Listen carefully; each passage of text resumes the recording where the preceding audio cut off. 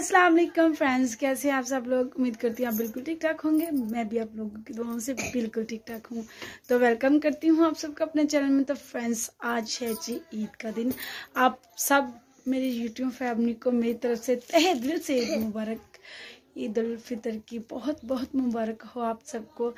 तो ये है मेरी बेटी, दूसरी बेटी मेरी जो है वो बाहर चली गई है, तो इससे आप कर लीजिए बात। चलो करो बात। ईद मुबारक। ईद मुबारक। तो फ्रेंड्स, ज़्यादा वीडियो तो नहीं, वो मैं कल अपलोड करूँगी। अभी वही नहीं जा रहे, जो है ना ईद की छोटी सी वीडियो बनाई है, थोड़ी थोड़ी सी, लेकिन समझ में नहीं था आ रहा। जितनी बनी मुझसे मैंने बना ली, और मैंने कहा जल्दी से मैं अपनी फैमिली को सबसे पहले ईद की बहुत बहुत जो है मुबारक दे दूं। और इसलिए मैंने सोचा कि छोटी सी वीडियो बनाती हूँ, आप लोगों को ईद की मुबारकबाद देती हूँ और साथ में अपनी बेटी से मिलवाती हूँ। आज ये कैसी लग रही है ये देखें, खड़े होकर दिखाओ, खड़े होकर दिखाओ। ये देखें, ये जो इसने जिद करके शलारा बनवाया, घूम कर दिखाओ उधर होके।